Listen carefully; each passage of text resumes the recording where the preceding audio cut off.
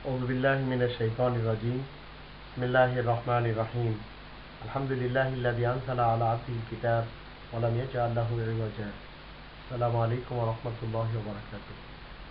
কোরআনের দৃষ্টিতে একজন মানুষ যদি বিড়াল পুষতে চায় তাহলে সে পুষতে পারবে কিনা? একজন মুসলিম বিড়াল পুষতে চায়, এর উত্তরে কোরআন 3 নম্বর সূরা আল ইমরান এর 14 নম্বর আয়াতে এভাবে বলে, زين للناس حب الشهوات من النساء والبنين والقناطير المقنطرة من الذهب والفضة والخيل المسومة والأنعام والحرث ذلك متاع الحياة الدنيا والله عنده حسن المآب। এখানে আল্লাহ বলছেন যে মানুষের জন্য মোহগ্রস্ত করে দেওয়া হয়েছে নারীদের মধ্য থেকে, সন্তানদের মধ্য থেকে এবং স্বর্ণ এবং রূপার স্তূপের মধ্য থেকে।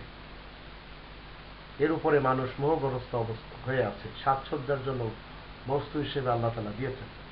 তারপরে বলছেন অল খাইলিল মুসাওয়ামা, আর এমন চতুষ্পদ ঘোড়া, এমন বাহন যাতে নেম প্লেট রয়েছে, ওয়ালা নাম এবং চতুষ্পদ জানোয়ার, ওয়াল হার এবং খেতিবাড়ি, যালিকা মাতাউল হায়াতিদ দুনিয়া, এটি হচ্ছে দুনিয়ার জীবনের জন্য সরঞ্জাম, আল্লাহু ইনদাহু হুসনুল মাআব, আর আল্লাহ তাআলার কাছে উত্তম ঠিকানা রয়েছে। তো এখানে যে শব্দটি আলা নাম বলা হয়েছে চতুষ্পদ প্রাণী, তো চতুষ্পদ প্রাণীদের মধ্য থেকে বিড়ালও রয়েছে। আপনি মুসলিম হয়ে যদি পুষতে চান, কোরআনের এই আয়াতের দৃষ্টিতে আপনি একেবারে সঠিক কাজ করছেন।